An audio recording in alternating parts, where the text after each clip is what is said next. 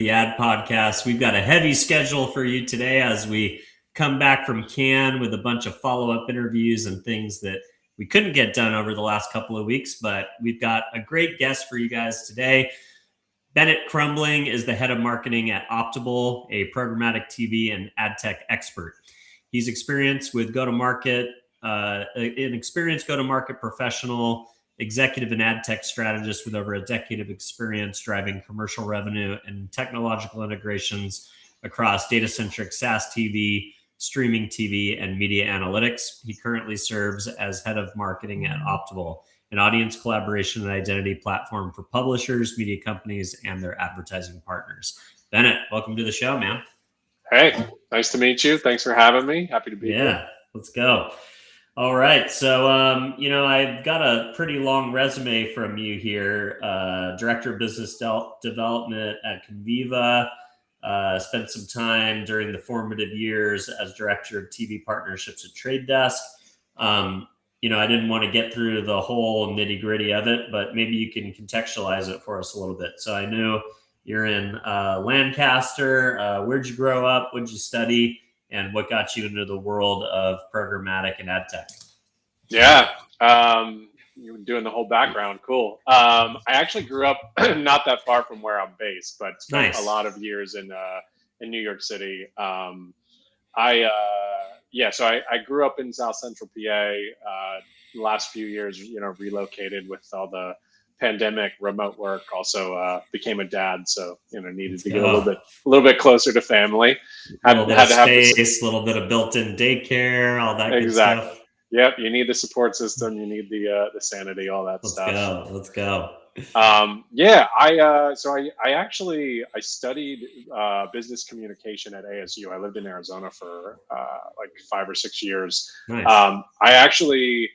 I dropped out, and it was basically because I got the job that I felt like I was getting my degree for. I got a job selling actually, do you remember Career Builder? I think they're probably still around. Yeah. I mean, they're one of like the early job posting, platforms, right? Yeah, exactly. Yeah. So it was like Career Builder, Monster, all that. It effectively was advertising. It was advertising for, recruitment. But they were expanding in Arizona. I was getting the degree, and like, I forget exactly how I got in, but I knew somebody that was working there, and I got a job as an AE. And I was So you started on the sales side, and now you're over on the marketing side, almost kind of the opposite of my career. Yeah, exactly. I've sort of always been in go-to-market, but have sort of like slowly over the last 10 years found my way into marketing. I think the creative side of it, the getting into some of the like data, the storytelling, all that stuff, I've sort of gravitated towards it. But cut my teeth in sales. So sort of like had to kind of learn, how do you go talk to clients? How do you convince someone that something's going to work for them? How do you learn what their challenges are, and meet the business need to their challenges and all that stuff. So it's still, marketing and sales are so closely tied, foundational stuff. Yeah, one to one, one to many, right? Exactly. So I was in Arizona. I was working for some tech companies out there. I was like, mid-20s, late 20s, decided I'm going to like make the big leap, move to New York City. And so did that. I actually did it with a company that I was working with at the time, who like had a bunch of trouble shortly after, and there was like layoffs. Oof. And I was like, oh crap, I'm in New York City. I don't have a job. What am I going to do? Just went on like a crazy interviewing process, and I ended up getting an offer with the Trade Desk, which at the time they were like, I think I was like the 78th employee or something like that. Like they were small, like small to the point that it was like I had a couple other offers, and I was like, I don't know which one, Well, hopefully you made the right decision when you had some stock options to vest. So yeah, totally. Let's go. But that was super formative. I mean, like I got to sort of be with them through a lot of the rocket ship years. Ended up, I think when I left, they were like 1,200, maybe 1,500 people. So like saw just a massive amount of growth. It was like, it's cliche, but like I feel like I lived like a a kind of like MBA case study on like business growth, and especially in the advertising space. Learned a ton about our space at the time, and really like kind of fell in love with like the ad tech ecosystem, during that process. But I was there. I started as an AE, and then I moved into like a kind of, it was like partnerships as well as like a sort of go-to-market lead. And a lot of the work that I was doing beyond the partnerships work was what I think you'd sort of think of as product marketing work. It was like, we're launching connected television in programmatic. How do we, take this area that is new and figure out like what are the challenges we can actually solve for? So it was like figuring out how do TV buyers think, what are their pain points? How can we position the product in order to, meet some of their needs, all that stuff. And then kind of helping to enable the sales team and, help with that whole launch process. So yeah, that was kind of, that was a really formative experience. And then since then I've been kind of, in the marketing space. In the last 3+ years, I've been running marketing with Optable. So that's kind of brings us to current. Happy to tell you a little bit more about Optable. Yeah. Well, why don't we do that? So, obviously there's a lot of players in the ad tech and the programmatic space. Probably more now than ever with how fast you can spin things up on AI. So why don't you tell us a little bit about who Optable is, where it sits in the ecosystem, and kind of what you guys do that's different than some of the competitive set. Yeah, absolutely. So we're an agentic audience platform. What that really means is there's kind of two core things that I think about when I think about what we've built. So first is really like a data infrastructure layer that's kind of built for this next wave of AI-enabled ad tech. Connecting across all these different protocols that are being built, whatnot. That infrastructure layer is, kind of 3 core components. So it's identity resolution, it's data enrichment, and it's data collaboration. So we've got, really what you'd think of as like, what we used to kind of call a DMP, if you will, but that like core technological infrastructure layer that we work with,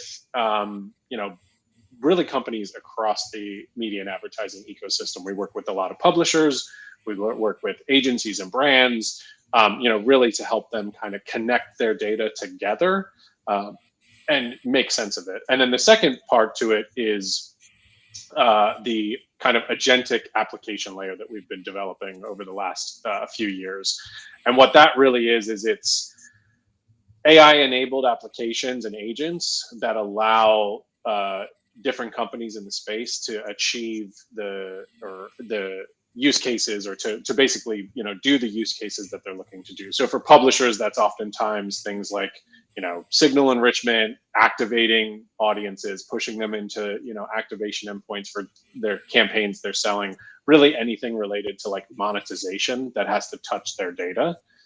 And then for advertisers, it's kind of the other side of that coin, which is more about like, how do I onboard my audiences effectively? How do I get better insights? How am I then activating and pushing it out to a ton of different channels and measuring my campaigns effectively? So it's really that kind of infrastructure layer plus AI is really where we sit in the space. Awesome. I know what data enrichment is, but I haven't heard the phrase data collaboration before. So I was wondering if you could unpack that a little bit. What does data collaboration mean in the context that you think about it? Yeah, it's so we started the company in 2020, and if you remember, there was kind of a period in time where data clean rooms were like a big part of where a lot of focus was going, because I think what we've seen really a steady trend since like GDPR in 2016 is like privacy is more important. Companies are kind of becoming more protected around their data, and really just like the decisions that even like an Apple or a Google or whatever is making to kind of change the types of data that we've typically been able to access. So clean rooms were built in a response to that. I think for a while, so to be clear on that, so a big part of what we built early on in 2020 was our data clean room applications. For a while, I think, data clean rooms, it was kind of a question of like, all right, are they like a product in and of themselves? Are they just a feature? And what we've sort of seen is that it's evolved into this concept of really data collaboration, which I think, the way I think about it is you need data clean rooms as sort of a tool or a feature to help connect different datas across parties. Maybe there's a retailer and a publisher and an advertiser that all are collaborating on a campaign. But you also need a whole bunch of other technological infrastructure like identity resolution, like the ability to go push that and activate it into different ad servers. That is what I think of as like kind of the overall of data collaboration. And I would take that even a step further.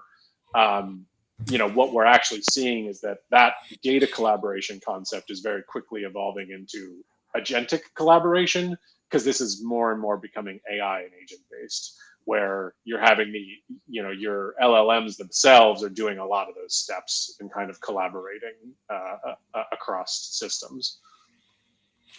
So talk to me about the idea of identity resolution. Is that essentially being able to match some type of a ID characteristic of a particular consumer and be able to validate that is like the impression that you're looking to serve is the person that you are, in fact, not directly like this is Dylan Conroy, but this is the profile of the digital footprint that I know to be this person that acts and behaves like Dylan Conroy. I don't know it's him, but I can essentially validate the fact that I'm targeting this particular consumer.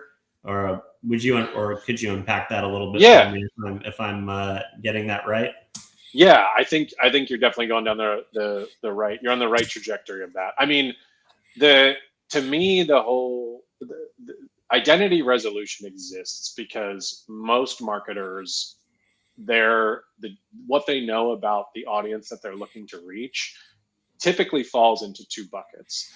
They either have a strong signal that someone has like purchased something. It's an existing customer, someone that is in their database. They know that like they're, a buyer of their products. E-commerce companies have a ton of this stuff. There are certain brands, depending on how you sell, that you've got a large understanding of who your customer is. The problem with that is that they usually don't have the other bucket, which is digital identity, meaning that it's hard for them to tie that data into like, okay, well, I don't know whether or not like I can reach them on connected television, or if they're on certain social streaming apps, or if they're streaming audio, or whatever it is. Then the other bucket is the reverse of that, right? Like you do have brands that have maybe a stronger digital footprint, like they've gone out and they've created media properties and they have ways to engage with the brand, but you don't know if those people are purchasers. It's really hard to tie those signals back to the purchase data.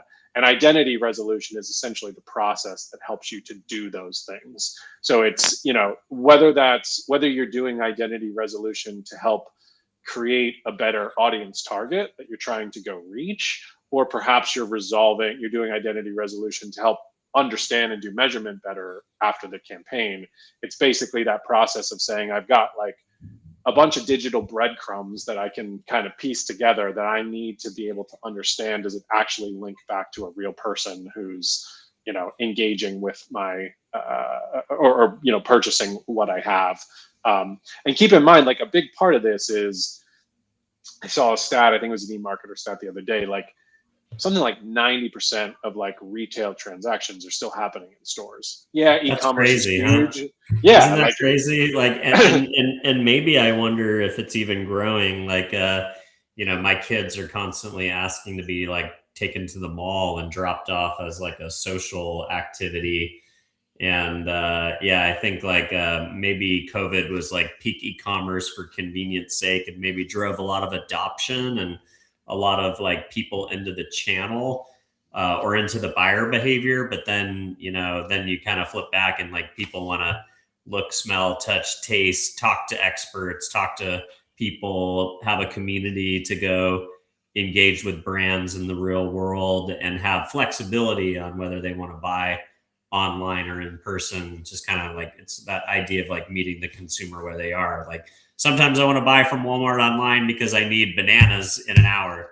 Sometimes I need to go into the store because I need a fishing pole because I'm going on a camping trip and I need to, look at the options, right, in the real world. 100. Yep. I totally agree, man. But 90%, that seems that's a number that's way more than I would have thought off the top of my head. You think about how big Amazon is. Totally. But I think that, granted, I did not, I read a headline on that. I didn't click into seeing how that was sliced and diced. Hey, I wouldn't doubt it, Yeah, no, and I totally agree. I just had it happen yesterday. I bought a pair of pants from a brand that I bought a pair of pants from before. Hadn't bought this style. It was a pair of chinos. I went with a 35. I was like, I think it'll work. Got the 35s. And I'm like, they're not exactly where I want them to be. And I said to my wife, I'm like, this is why people go into stores. Because if I could have just tried this on, I would have saved myself the process of reshipping back to this brand and, waiting for the new ones to come. So yeah, I totally agree. I think I agree with your COVID assessment. I think that was like it was a bit of a turning point moment, for us, where I think like maybe when all of us kind of got shut off from all of those things, we realized like, oh, this actually is like useful. It's nice to go into a store and connect and, whatever.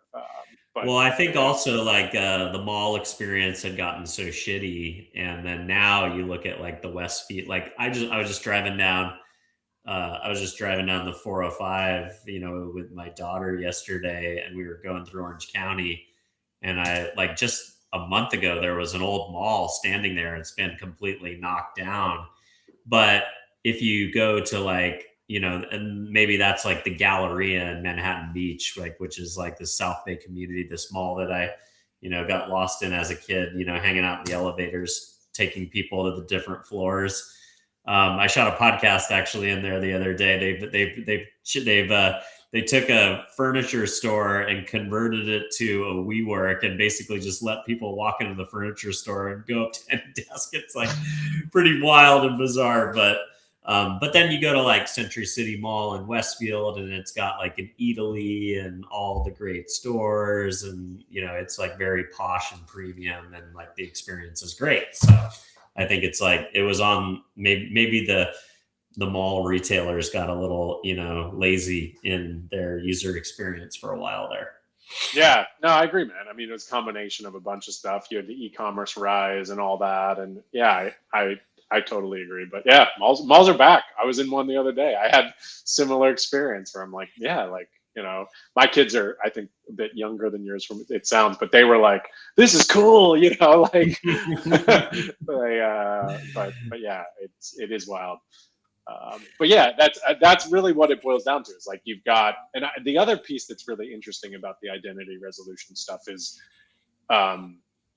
retail media plays into this. You're kind of hitting on it, right? Because like so many of these brands, if you think about 90% of the things being sold inside of stores, then it ends up being that like the retailers themselves oftentimes have a lot of the data, which is where the data collaboration and the identity resolution sort of come together, because a lot of these brands actually need other partners to help them understand who their customer is or how to reach them or whatever. Yeah, I love that. For so long, brands tried to spend all this time trying to figure out the attribution model of like, okay, well, if somebody buys in a store, how do I validate that other than, having it show up on my Marshall's, order in the next PO 3 months later.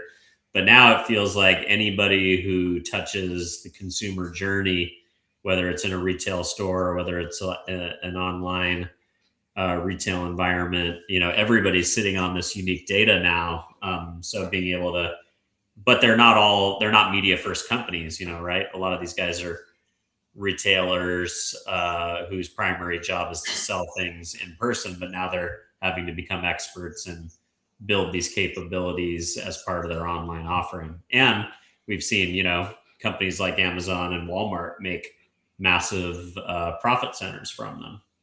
Totally. Yeah. I mean, if you can figure it out, there's a lot of potential margin in that. And I think it's an obvious compliment if you're already the retailer, being able to then say, all right, I can help you, reach these people too, beyond just like putting you on my shelves. I can also figure out how to, promote your goods or, help you sell more and all that stuff. And I think in the absence of having, the old way that, like, for instance, television was typically bought and sold is like you'd have this like centralized currency and you just kind of bought these like broad swath demographics because your goods were in every store. But now you've got a lot more brands, things are a lot more niche, you've got like a local element to it.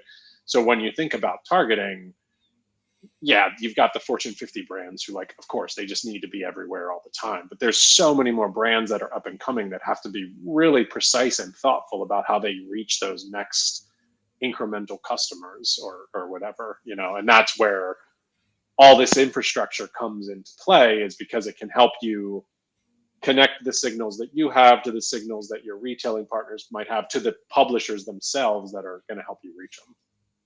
Love it. All right, let's talk about a little bit about your role as head of marketing at Optable. So, I think there's no moment like Cannes to kind of show you how many players are in the space, and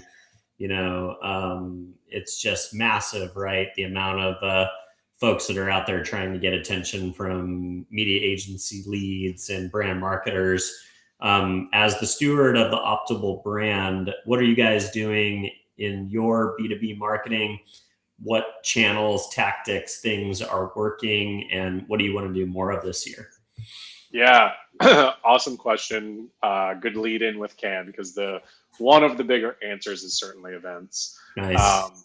It kind of, honestly, man, I think part of my theory on this is similar to what we were just talking about with the COVID stuff. Like, it sounds simple, but I think post-COVID, people want to be with people. Like, people want to be in person.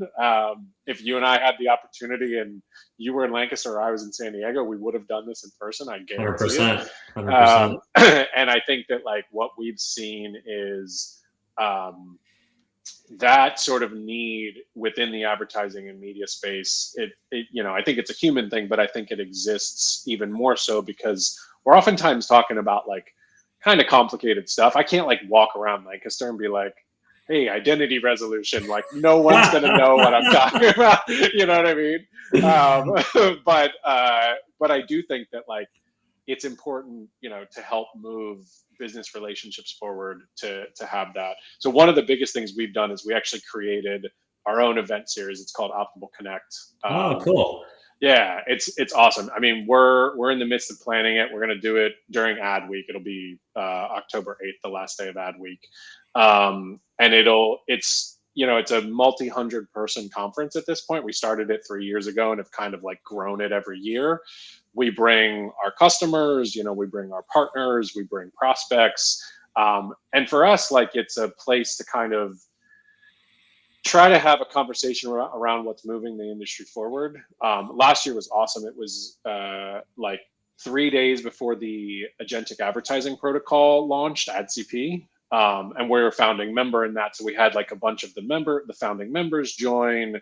We had our customers come, and, it's obviously we're doing panel discussions and fireside chats and the stuff that you'd come to expect. But I think, if you do it right, these things are educational for people. It's a way to come and like learn about what's moving the industry forward. And I think that's a big part of our brand is we're a tech company. So, we're intended to be on the cutting edge and be talking about like the stuff that's coming and trying to make that simple for the marketers and the brands and to understand, like, how can I actually apply this to my business? A big part of our goal is simplifying that. So events are huge for our marketing strategy. Content is huge. Just creating, we put out a couple like ebooks and white papers around agentic advertising earlier this year.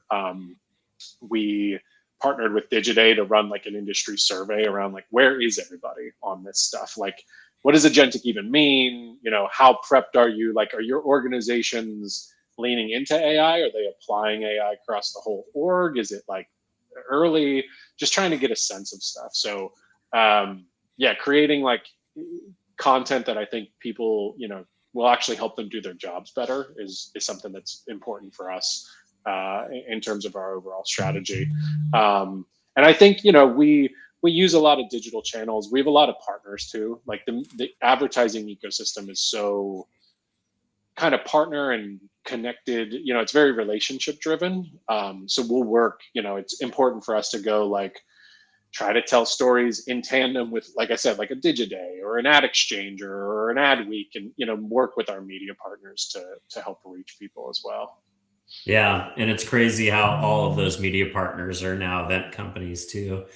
And Totally. and I almost prefer, like, as much as I love going to something like Cannes or Possible, where you've got like maximum kind of saturation, I guess, for a lack of a better word. It's great to be able to, you know, get a lot of content done and have a lot of people in one condensed area, or even at like a satellite event like CES, where there's like a heavy advertising and AdTech, MarTech component. But it almost feels like the Digidays or the media posts or the ad exchangers, these kind of like more intimate 100, 200 people. It kind of like adds, I think, going back to your idea of going to these events. Well, they want human connection.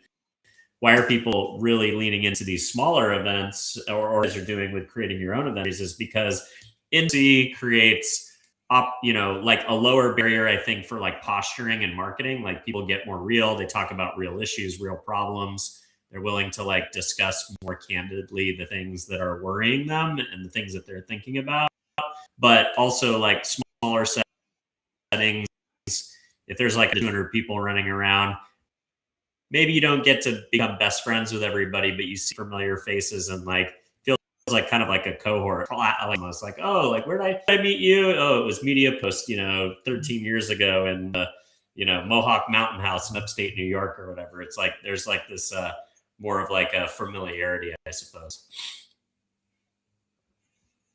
Yeah, Anyways. no, I think you're right. I mean, yeah, I totally agree. I think that these are, yeah, I mean, the industry is relationship driven, and I think that it's important for people to get out and connect. I agree with you on the large events. Like, I hadn't been to Possible until this year, and it's huge. I mean, this was a record breaking year for them, but like, yeah, some of the huge ones, it does, like, there's a lot of theater, and I think that's why you have oftentimes, like, our strategy at Cannes, honestly, was like, keep it small. Like, we were doing a lot of like, you know, meeting with people inside of restaurants and stuff.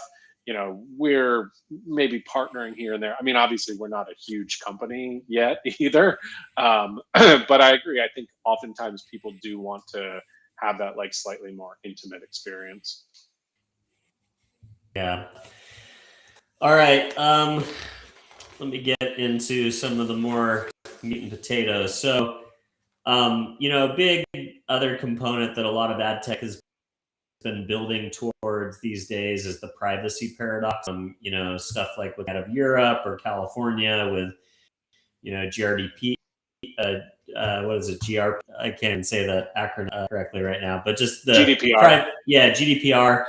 But also, you know, in a you know, building business models. A lot of these legacy ad tech platforms are built on business models where you can kind of track users everywhere they went. You guys explicitly pitch for a privacy first collaboration model. To a cynical marketer who thinks privacy first is a buzzword to please regulators, how does a privacy centric platform actually deliver better? And why does that lead to higher converting targeted audiences than kind of the old school tracking pixel model? Yeah. It honestly, I think the easiest way to put it is just that, like, post GDPR, you know, late 20, whatever, you know, 2016, 2017, what I think really happened is you started shifting to a first party data world.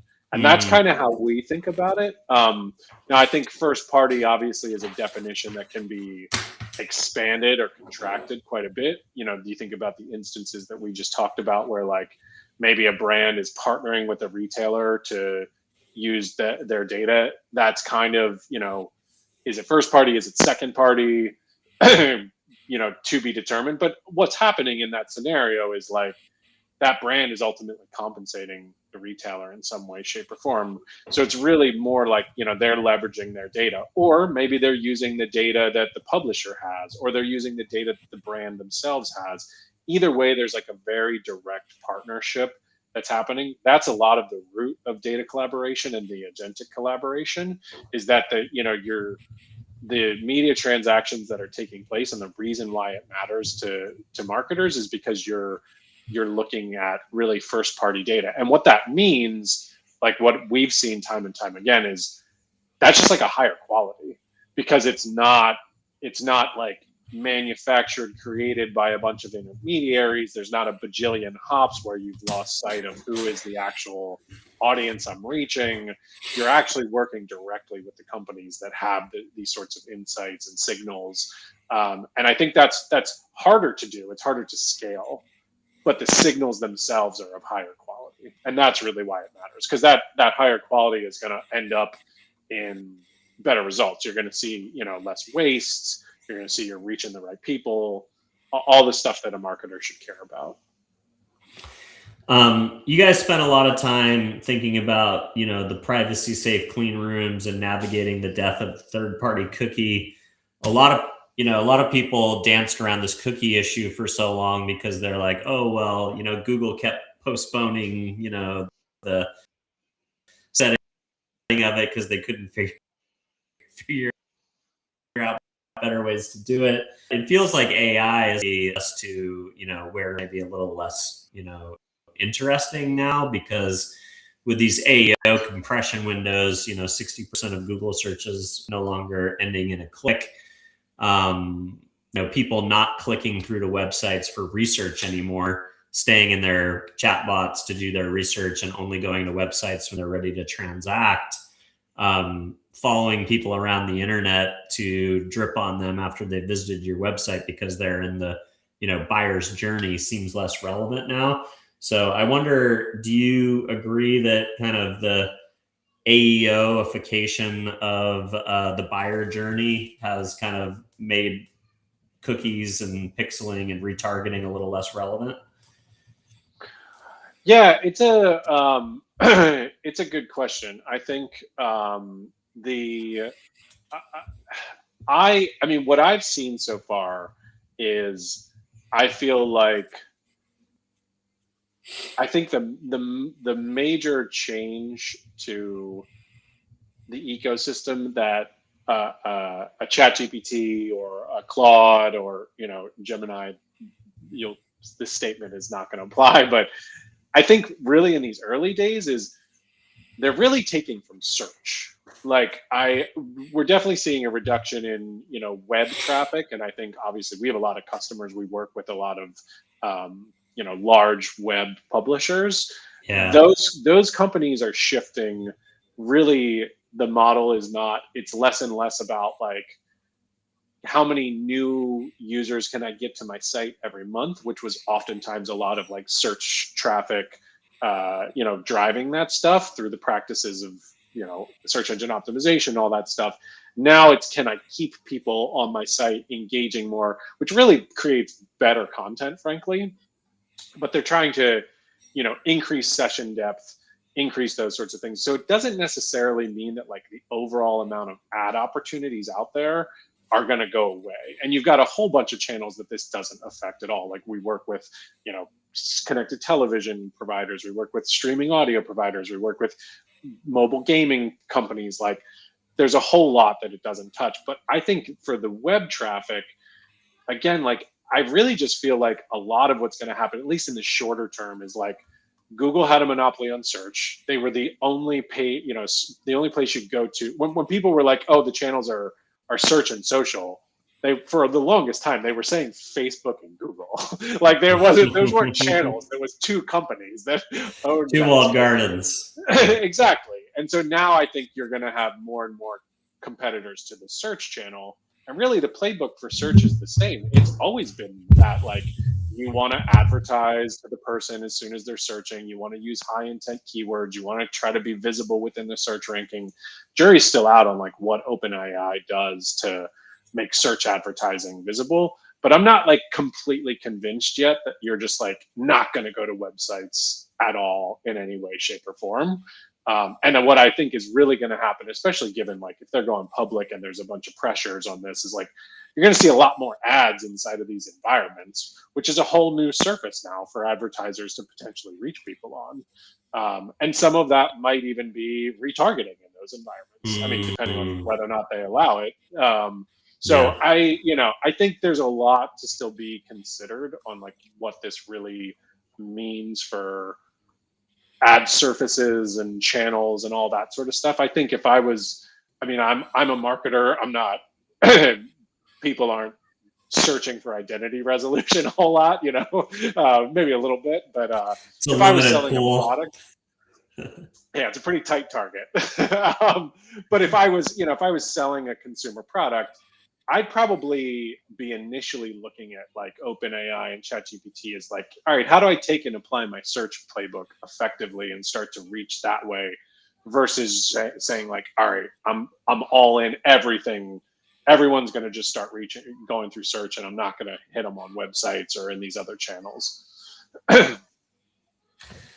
So you've been spending a lot of time talking about agentic advertising. I feel like agentic was kind of the buzzword of the beginning of the year. This idea that, we're moving to a future where agents are going to shop on behalf of their consumers. So bots will need to figure out how to market to bots.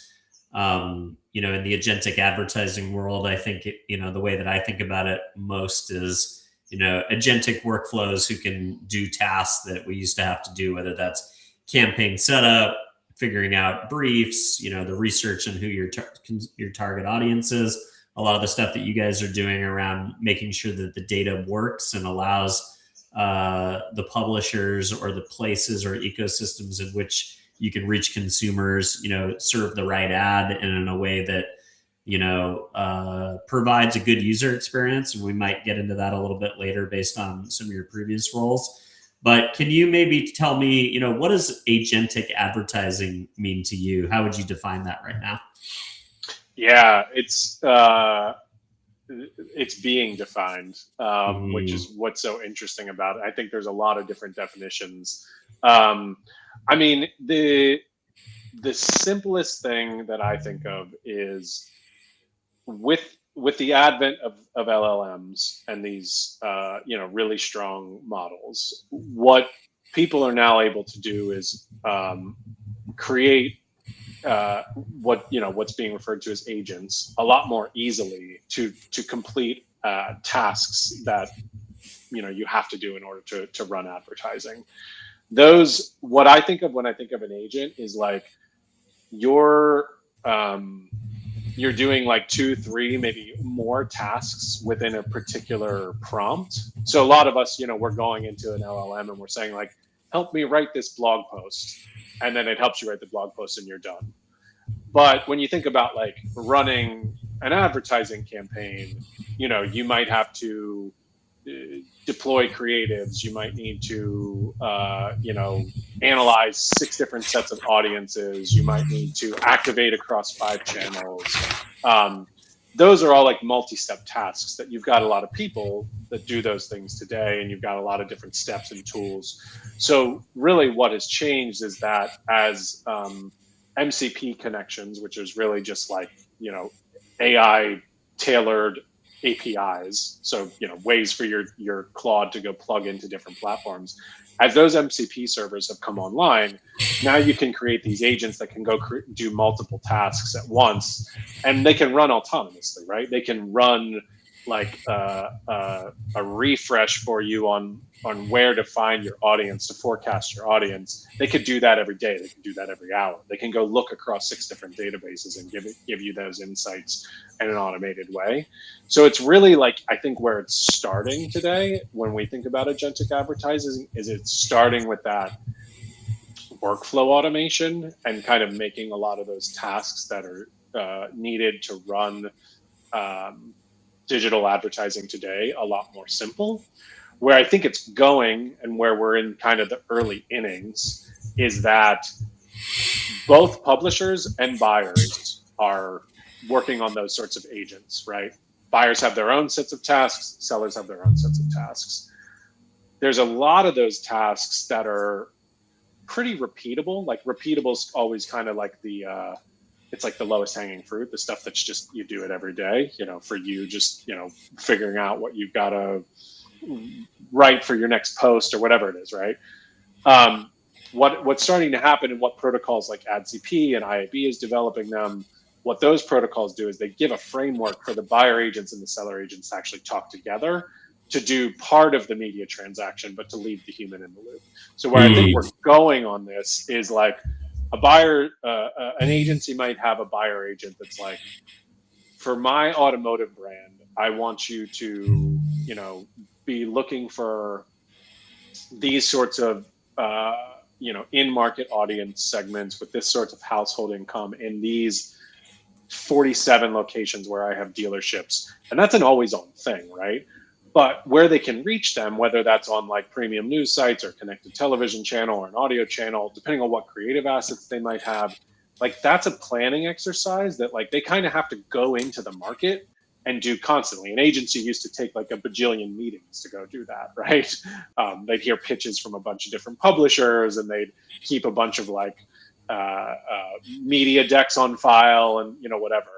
Now what's happening is like these protocols make it so that the agents can do a lot of that, maybe even go get pricing data from rate cards and have that as like an automated workflow where like 75% of that is then being done, with agents, and then the humans in the loop on the back end. Human in the loop is this like concept that everybody in agentic is using, but it really just means like you've still got a person there making the key decisions, and it frees up their time. Somebody has to say, yeah, they got to say yes or no, essentially. Exactly. Yes, no, or go do more of this. Tell the agent, like, pretend. Our CEO will talk about this sometimes. Like, imagine if you had like an army of 500 analysts, 500 intern data analysts, right? And they could go out and just like analyze the crap out of everything. Like, what would you do if you could like direct them and say, all right, go, you know what I mean? Like, go see if maybe audio is a channel that we should look more into. Like, tell me what's available. How does that pricing compare to my connected television campaign? Or, is there a sponsorship I should be looking into? Like that kind of planning exercise. I think that's the shortest term on like where we're really seeing the agentic advertising stuff start to take hold, is like agents being able to talk to each other and actually do those workflows. Yeah, that's super interesting. All right, spent years at Trade Desk, partnerships right at the peak of TV gold rush. Everybody seems to want a piece of this, but fragmentation is still a massive mess across devices, operating system, and streaming apps. Why has the programmatic infrastructure of TV been so much harder to unify than the traditional desktop and mobile ad networks? That's an interesting question. I think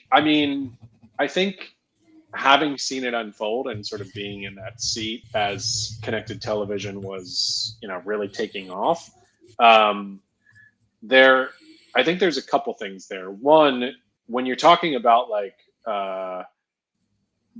web versus like a web and the internet, it goes back to the question, what you brought up earlier around like cookies and stuff. as soon as we launched connected television, we realized very quickly the signals in this universe are very different than, like, there's no cookies to start, Yeah. right? There's not a cookie anywhere in sight. You're all, you're entirely within an application. You're on a device, you're streaming. And so a lot of those identifiers, a lot of those signals that we were used to weren't there, and things shifted. So you have to get used to a completely different ecosystem. The other piece there is like I think it's becoming a little bit more consolidated. Obviously, we've got like the Roku, Fox News, and there's a lot of moves being made. But people watch TV across like a lot of different devices. So not only are you saying there's not a standard identifier or signal that we can use like a cookie, but also like there's 5 major television manufacturers. There's 4 major puck or fob manufacturers, and then there's a bunch of different content. One of the things I learned, I worked at Roku for a while too, or not a while, it was like a year, but when I was there, like one of the things that was fascinating to me was to really unpack and understand all the content distribution rights. So like, you're watching a stream for, the latest sitcom, like 6 different companies own the ad pods that you're watching, because it's like the device might own some, the content manufacturer owns some. It's all super broken up. So I think that like, that's really where the fragmentation has made it so that the programmatic had a hard time, sort of solving all of those things at once. I think there's been a lot of progress, but those signals aren't all apparent. The other piece is like television inventory, unlike like the open web, it's a lot more like, it's premium and it's a lot more guarded. The people who own the ad rights and whatnot, they want to sell it, right? Because they know it's super valuable. This is why pretty much all connected television is transact through like PMP deals. They're all private marketplace or programmatic guarantees. It's not like this, we're just there's not a lot of remnant in that space. Exactly. And so I think that made it so that like, the concepts that existed in programmatic had to be retrofitted in order for those to apply. It's also why like I'm pretty bullish on the agentic thing, because if you go back to the conversation we were just having, there's a lot more customization and like an agent saying, hey, like, here's my package for here's the different, like 6 different custom things that you can do in connected television. And here's all the different ways that you can reach it. And, I've got a new show that's hitting the slate.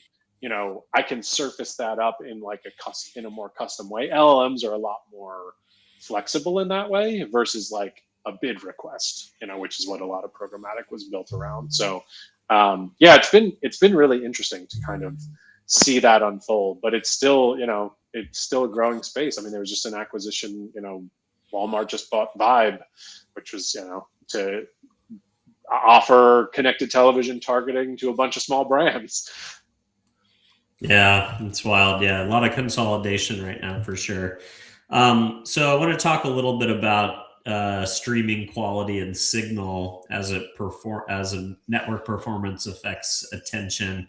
You spent time at Conviva looking closely at this. Advertisers spend millions on premium streaming ad slots, but if a video buffers or drops frame, that brand equity takes a hit or the ad is rendered useless.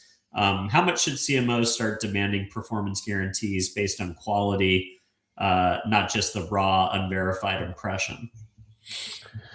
Yeah, I think there's some really interesting stuff that's happening in like the ad quality space. There's, I think attention metrics are a particularly interesting area around that. I don't know that anyone's really gotten to the place of like,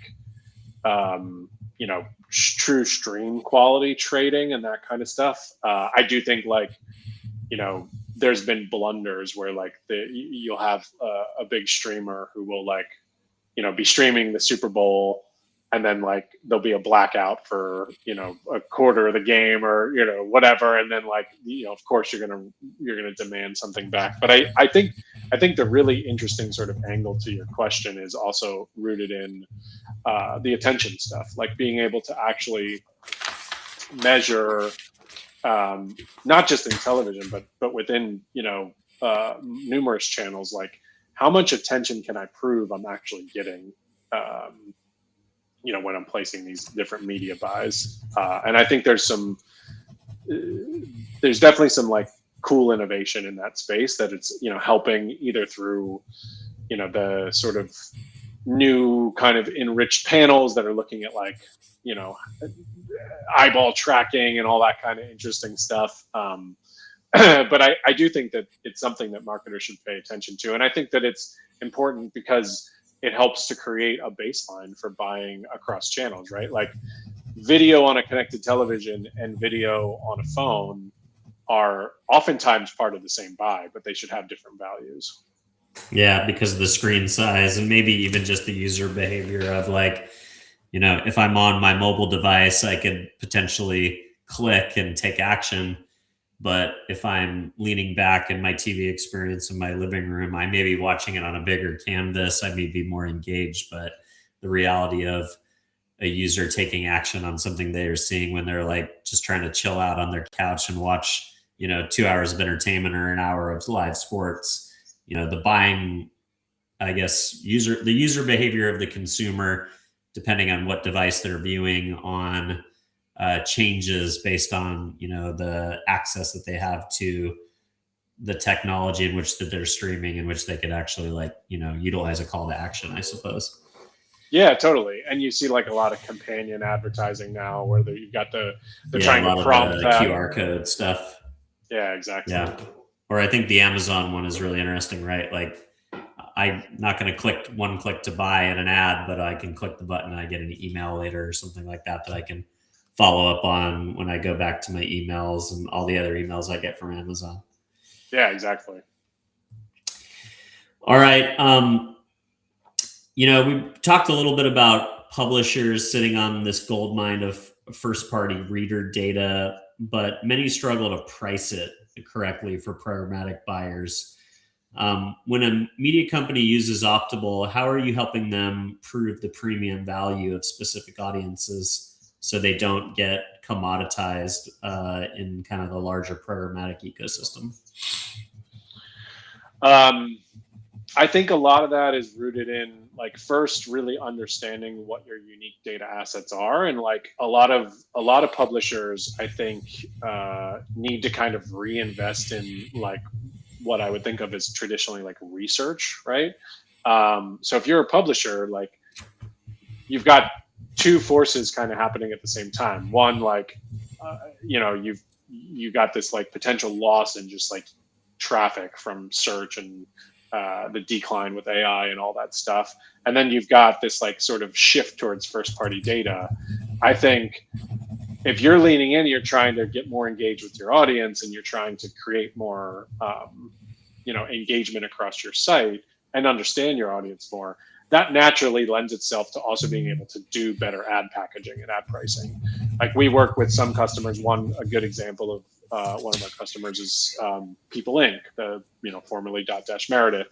Like they've spent a ton of time over the last handful of years architecting a system where they have a ton of insight about intent, because some of the web properties they have and some of the different places that they touch consumers, they have a lot of like purchase intent data. They know that like 10 items to take with you to the Hamptons this weekend, stuff like that. Exactly. Yeah. So they're like, or they've got like tech review sites, or they've got, mommy blogs, or, whatever it is. Right.